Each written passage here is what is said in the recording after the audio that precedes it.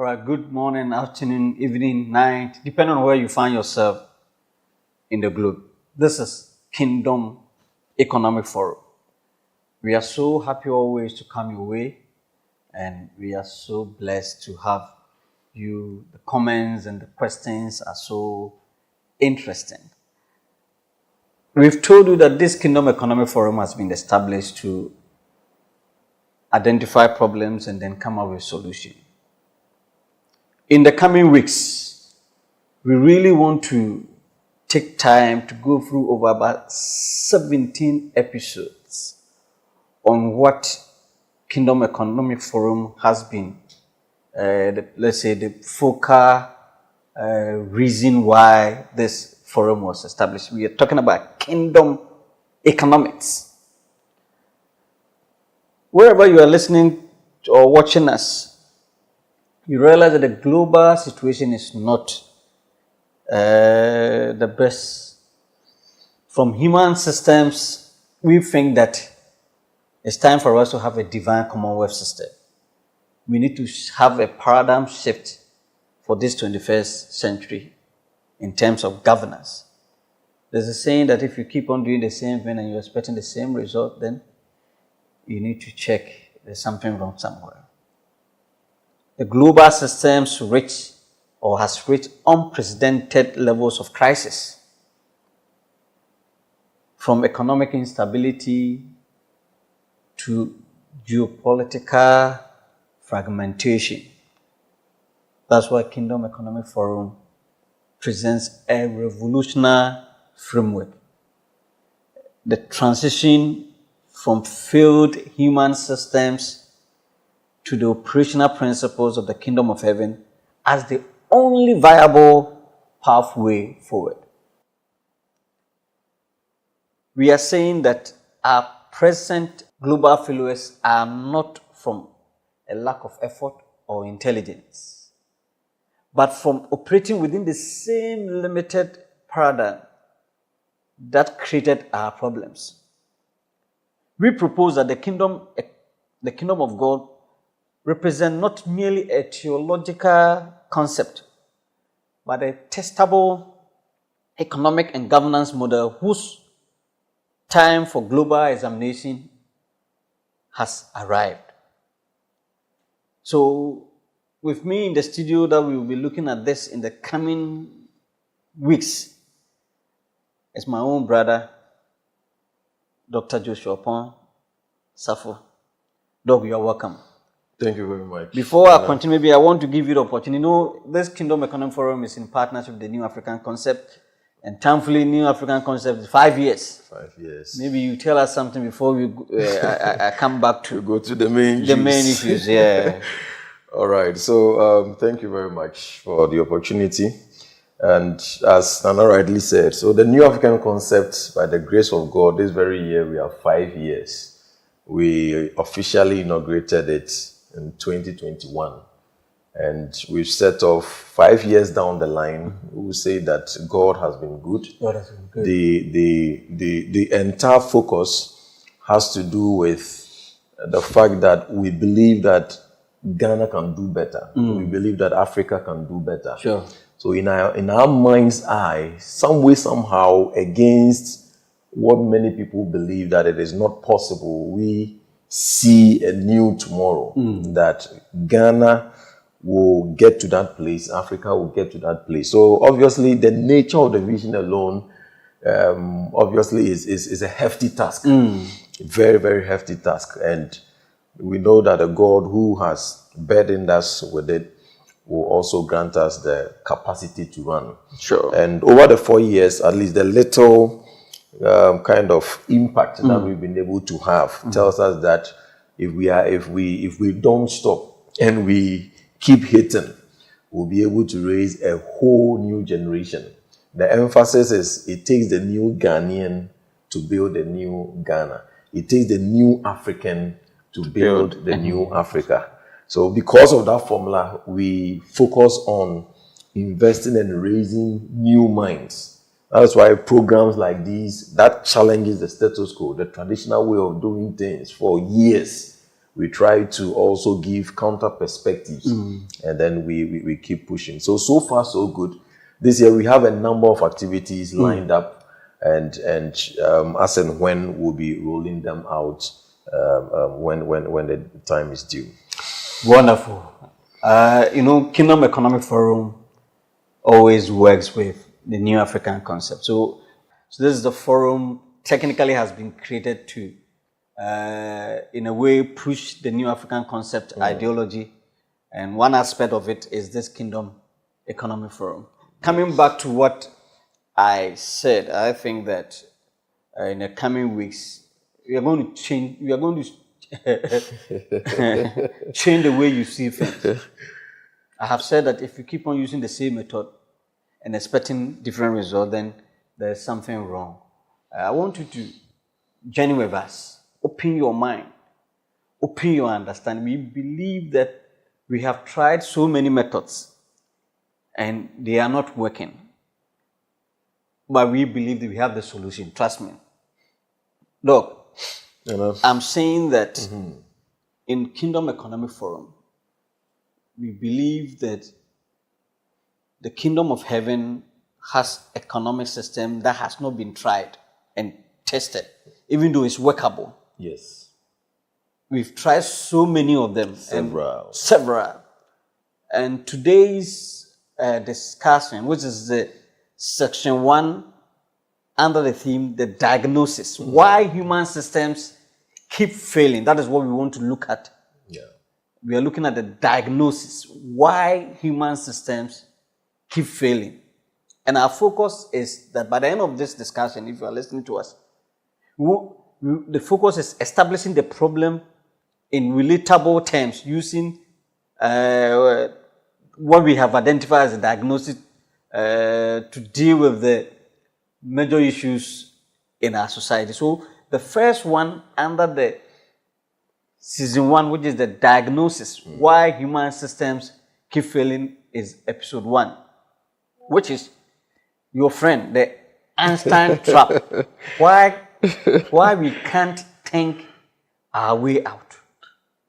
I don't know whether I'm making sense. Yes. Your friend, you've quoted him. I think if you haven't listened to us, go to our YouTube channel. We've had opportunity to look at what Albert Einstein said some time ago.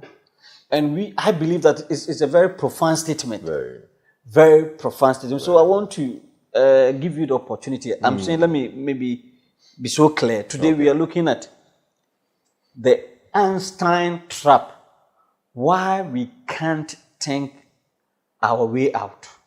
Under the broader perspective, that's the diagnosis, why human systems keep failing.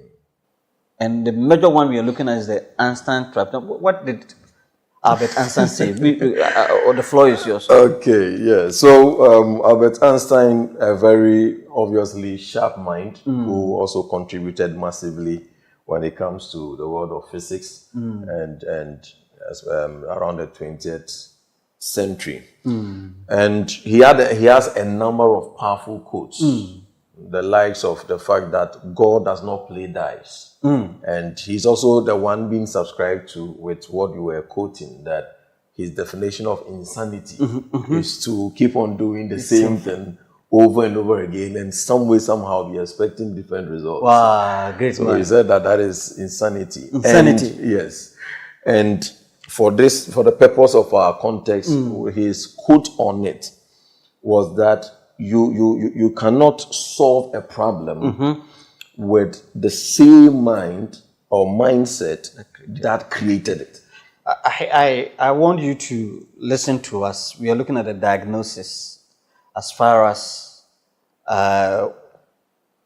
why, as Africans or as even the world, the whole world, it's a global challenge. Why we can't think our way out.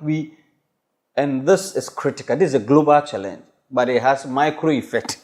Yes. We are even, I think our level there, we are experiencing it's a global challenge. Why we can't think our way out? And give me again. He says what? Yes. So his point is that you cannot solve a problem with the same level of thinking or mindset that created that problem. That created that problem. So, in other words, the solution to the problem must be outside of the problem and above the problem. So, if you operate with the very system within which the problem was created, what may appear to you as a solution will ultimately fail because it is stemming out of the problem. So it means that for the problem to be solved in its holistic manner, then the operations must be above the mindset, the philosophy that went into creating the problem. Wow. And this is very crucial. And I think that the weeks ahead, I believe that the discussions are somewhat radical. Yeah. It challenges almost everything. Everything. Even for us in academia, what the Whatever level. the curriculum we are even using to teach, it is challenging. But these things are needed because if it would have produced results, then for so many years, it would have produced results. So I think that it is a good call, and we pray that we'll be able to arrive at something substantial. Now, God created the world and its systems. Systems, yeah. And when God, or if God gives you a seed, He demands a forest. Okay. So if God gives you a seed today, when He's coming, He's not coming to ask you, where is my seed?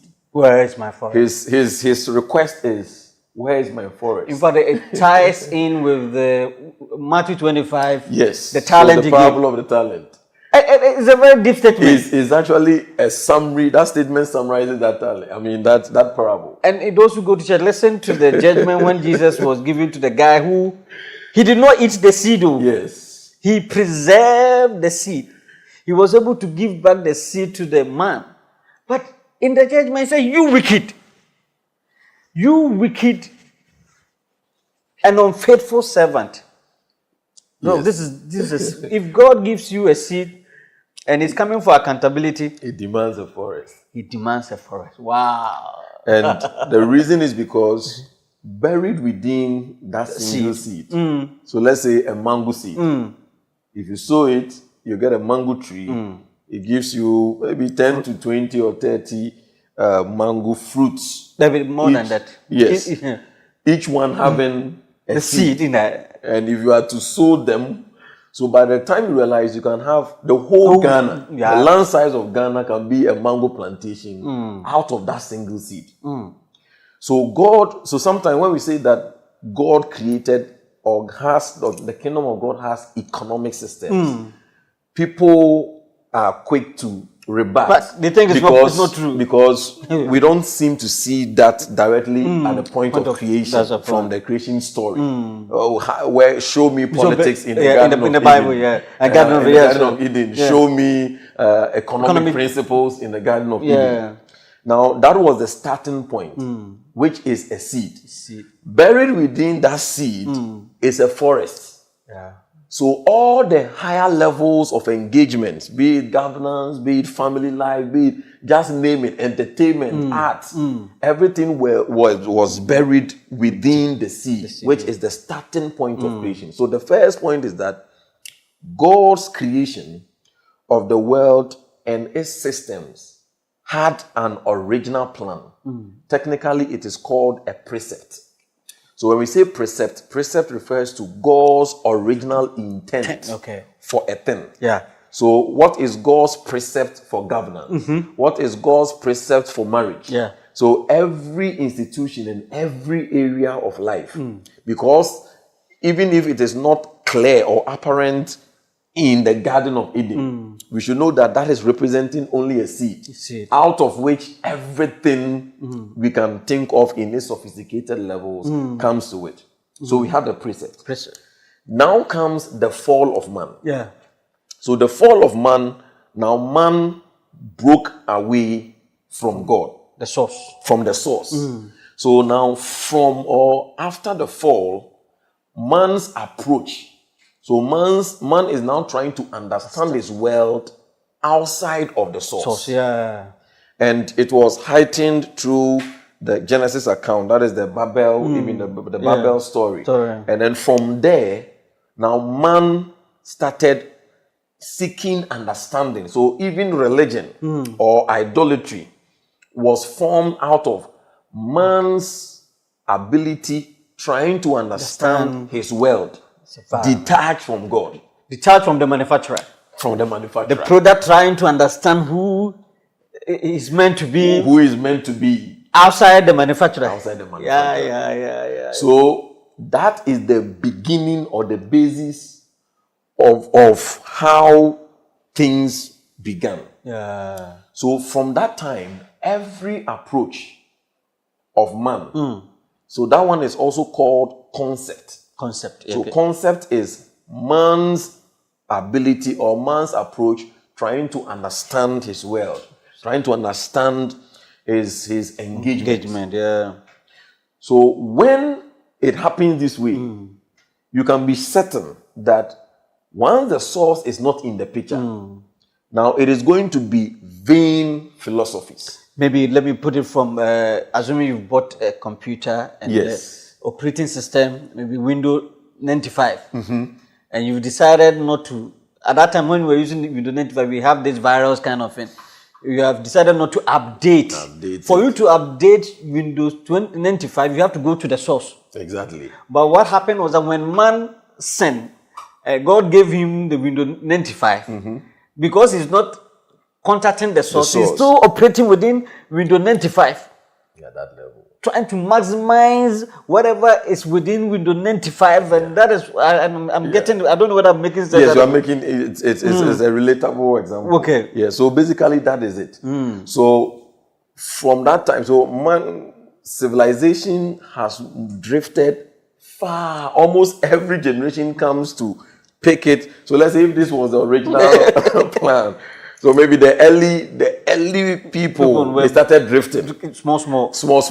And then almost every generation of civilization takes it far away from the source. Wow. So now when it comes to governance, now we will be, because in the absence of the source, then the only option is trial and error.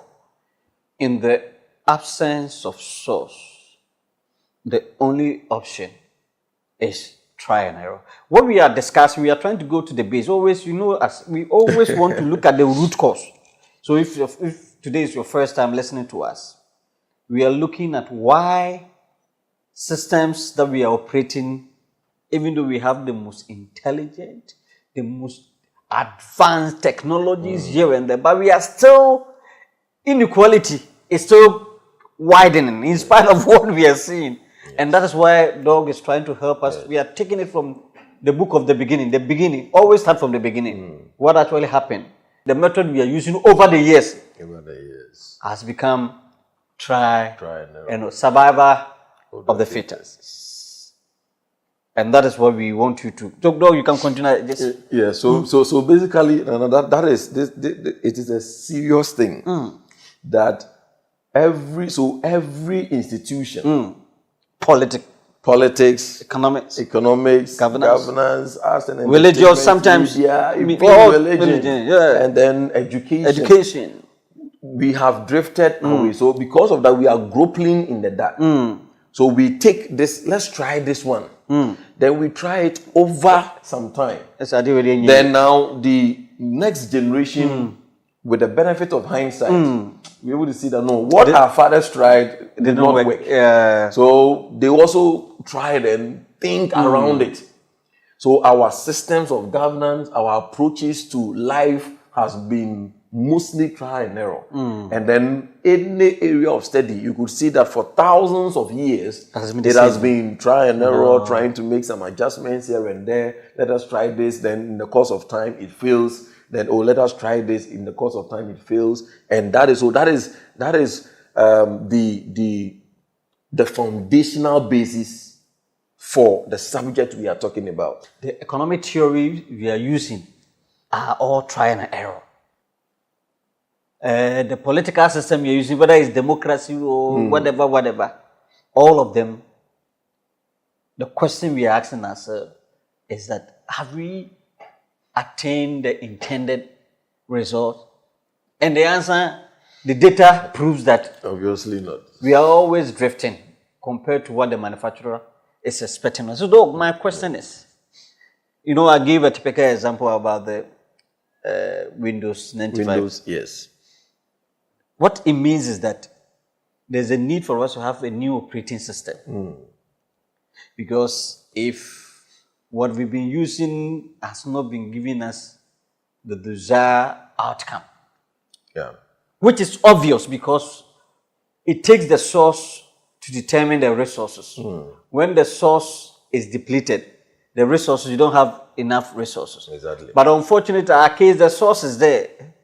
But we have decided to detach from the source. And we are using our own understanding, trying to understand the environment that has been created by the source. By the source. How can you, let's think about it, how can you understand your environment, the environment that you did not create? The environment in which you find yourself, you did not create, but you are trying to understand it. Is that possible? Obviously not. Obviously not. So you are going to get the kind of results that you are getting. I think Miles Monroe rightly said that if the purpose of a thing is not known, then abuse is inevitable. In fact, we are experiencing political abuse, economic abuse, personal abuse, marital abuse. Across board. The reason is that we are not trying to go back to the source, to ask the source, what should we do? Yes. And that is what was your original intent? What was the original template for this institution, for this area? So I think that the greatest contribution to the advancement of human civilization will be any person or any people, organization or what have you, that is able to more or less shine kingdom perspectives on various aspects of our society.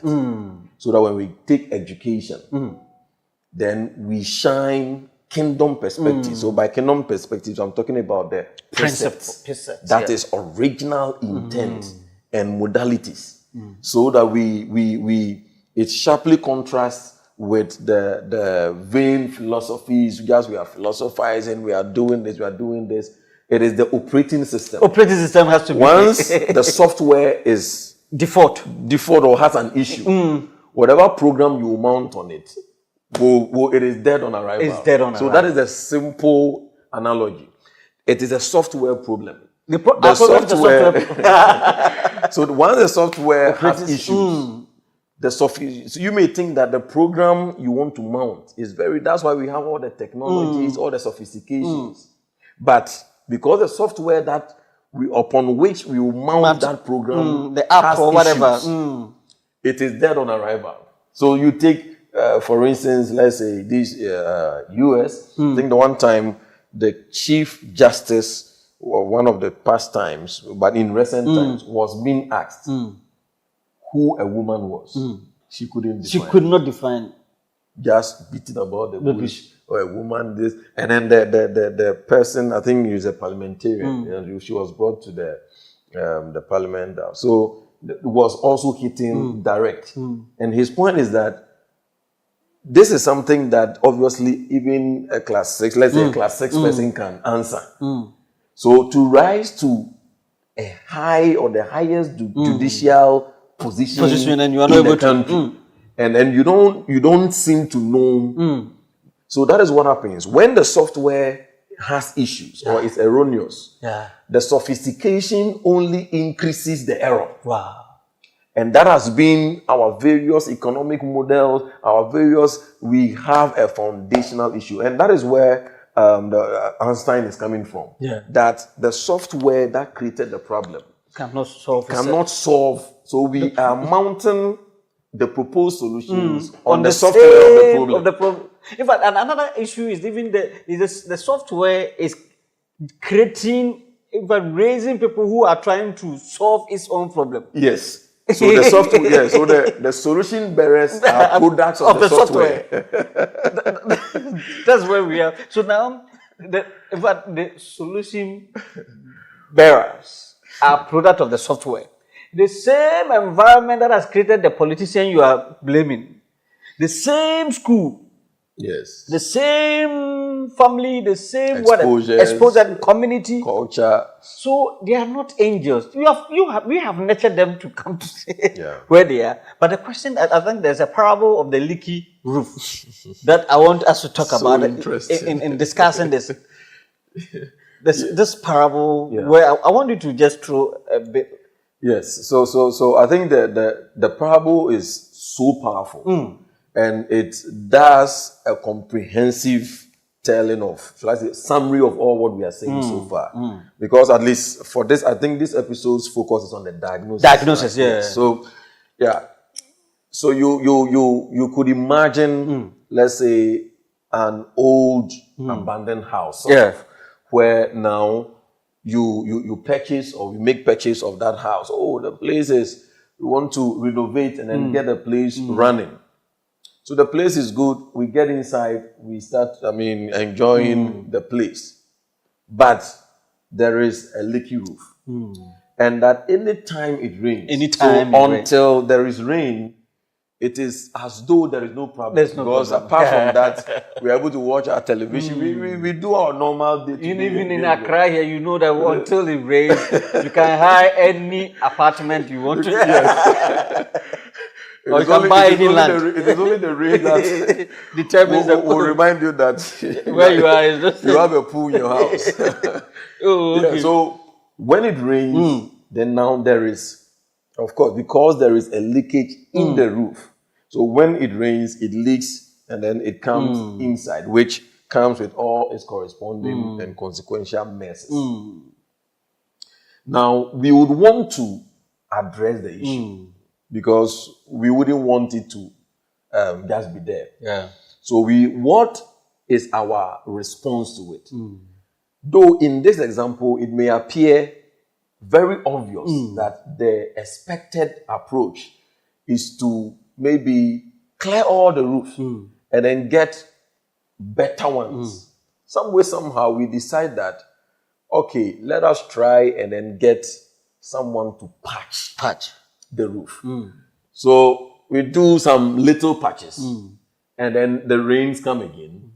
It still finds its way through the leakage because it was not really, the problem in question was not dealt with, but an effort was made.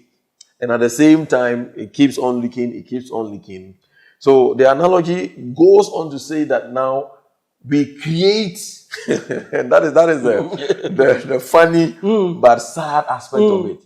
So now we create roofing consultants. Yeah. And then even institutes. Annual leakage prevention summit. Then we come up conferences. We publish papers on best practices and periodic leak mitigation. These are the things. Powerful academic journals, publications. People do research to get their PhDs. Yeah. From that single problem. Yeah, sure. So in the course of time, we have endless PhD holders who are connected to the leaking problem. Experts. We have, experts. We have consultants. We have annual and biennial conferences on the leakage. The issue is that I'm already becoming uncomfortable in the sense that I know where we are going. Nobody's asking the obvious question. That's where we are. Yes. Nobody's asking the obvious question, which is why does the roof keep leaking? That we don't ask that question. And what is wrong with the roof itself? But we will specialize trying to come up with solution on the leakage. How to solve. So the detection, the patching, the conferences, and then So this is a clear analogy that situates into what we are talking about. Globally. That instead of exploring the why or the very root cause, why do we have these things ongoing? We normally approach it from a symptomatic point. We are addressing the symptoms. And we've said it here over and over again, that wrong diagnosis of a problem would definitely lead to wrong prescription of a solution, and then also wastage of time and resources and what have you. Yeah, so that is the problem where we are at this point. Maybe I will add that with this analogy on the roof, Yeah. is that the roof is our fundamental assumptions, our operating system. Yes. In politics, it is the assumption that elections and representation are sufficient for good governance. That is our assumption. That's what we have. In economics, it is the assumption that growth and competition produce flourishing. In social systems, it is the assumption that more programs and more funding equal better outcomes. These assumptions are the roof. Yes. And they are leaking everywhere. Everywhere. But we are so busy patching Yeah. new policies, Policies, new programs, funding agencies, new regulations, yes, that we never look up and ask, what of this roof was never designed to keep the rain out in the first place? That question we haven't, we will not ask that question. Maybe let's move on to the political trap. Let's get focused now. Give me a real world examples of this political, in terms of politics. As far as maybe this diagnosis is concerned, maybe let me start and you come in. okay, Let's take campaign finance reform maybe in the United States. For decades, well-meaning people have tried to fix the problem of money in politics. They have passed laws, created oversight committees, established public funding options. And the question is, what has happened? Even that is the developed world. Let's come here. Who finance political? we haven't even gotten to this, that they have passed laws, created oversight committees, established public funding options. Our case in Africa, it's worse off. who are funding our political parties? Do we really have opposition party in the country? Are we using democracy as a means to enrich? Let me use my people using it as an avenue to enrich themselves. What is happening? We are not asking this question. This party will come to power. Hide behind that the former party was corrupt. So do hammer on corruption, and then the illiterate will know these people are corrupt. We vote them out. They will come in, and the same thing that the same thing, or sometimes they even do worse because they would have mastered the act. Yeah, they will master. You opposition, you did this, that the people realize that you were corrupt. You will use another method to then siphon. And somebody said they will take enough because they know that after 8 years they will come back. So they will take as much as possible to sustain them. That can sustain them for 8 years. For the 8 years. They can shout out there. Isn't it amazing that when you are in only the opposition realize what has to be done? Yes. The moment you go to opposition, your eyes open. Immediately you get into power, you lose all those powerful ideas that you had. So obviously it's a call for pressing and deeper questions. Calls for a call for pressing and deeper questions. Why we keep on doing these things? We don't yield the expected results. Just like you were enumerating. It's just very much unfortunate, very very much unfortunate. And I like, for instance, when it comes to politics, the example that we're giving, trap. Yes, our funding system, we seem not to be so much concerned that how or what is the system, or even in places that they have passed laws, they have public funding options, and then so you can imagine how our context is not helping the advancement of some of these things. And we are hoping that these discussions will spark new wave of conversations and different ways of doing things. Look, another issue is even the economic trap. Unfortunately, those who have done economics, we've been made to understand the assumptions that we have. But I can mention even three of them. Three assumptions within the scarcity, competition, which is not kingdom agenda. Yes. But we have been told that, or we have this assumption that there is not enough, which has created competition. Yes.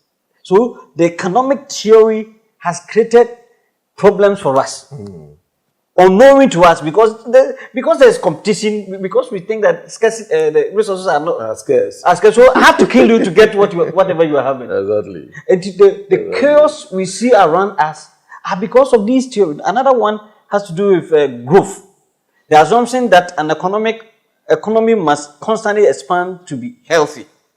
So there's a growth agenda. Yes. Irrespective of the negative consequences, we think of growth. Always we are measuring growth. The metrics of assessment. Yeah. So in most cases, so sometimes things can even be artificial because we want these metrics in our country to be well. IMF is on you, that the indicators. Yes, the indicators. Which cannot be translated to the real life situation of the people. But the GDP, exchange rate, yes. So inflation, and all those other parameters. So we are concerned about that. Whether or not it translates into building the nation, that one is secondary. As far as we can keep inflation at this, then we are okay. So all these, efforts are being made, and just like you said, that is a software. So the economic software or mindset is that there is scarcity.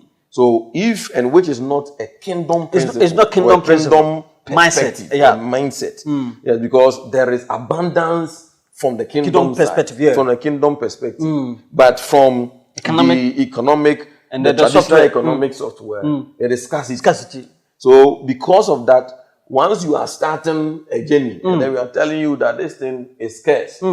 So for instance, how can you convince me that labor, which is the mental and physical capacity or prowess of the citizen, is a scarce commodity?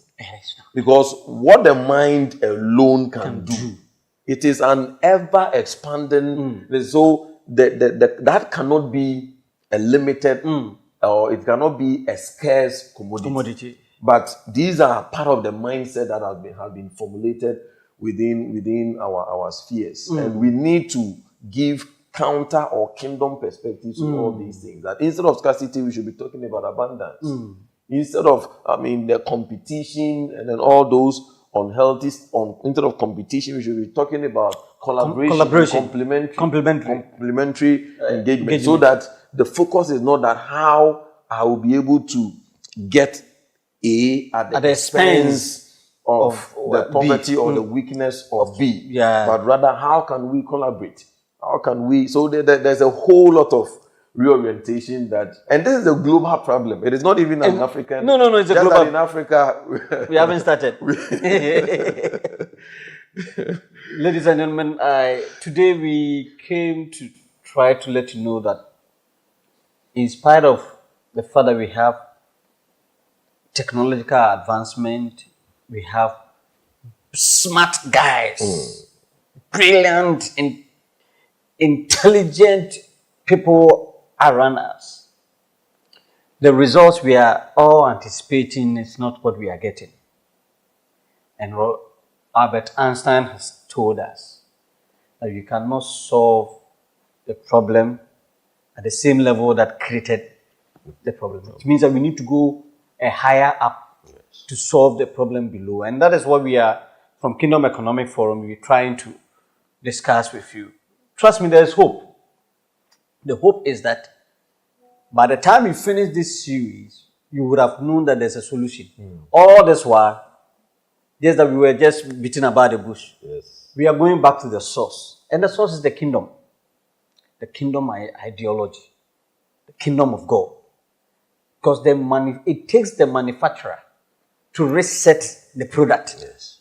If there is any product that has any defect, you don't need to consult another product for you to be sorted out. No, you need to go back to the manufacturer. And that's what we are pushing. In Kingdom Economic Forum, in partnership with the New Africa Concept, we see a new tomorrow. We encourage you, don't be depressed. We are telling you, we are bringing these things up, and we want to give you an assignment. Look around you. Issues that you think that you use several methods, but you are getting the same result, but there's a need for you to change. I want you to just put up your kingdom mindset and see how you can solve that problem. Next week, God willing, when we come, we are asking the next question is democracy broken? We want to look at what we call the short terminism. We will explore why political systems keep failing to deliver long-term human flourishing, and what a different political operating system might look like. And that's what we want to look at it next week. Until we come your way, this has been Kingdom Economic Forum in partnership with the New African Concept. We see a new tomorrow. Ghana, Africa, the world. If we will go back to the manufacturer, the kingdom of God, we have so much to make our world a better place. Visit our YouTube, share, link up to friends, and we know we will produce the best result. God bless you, and bye-bye.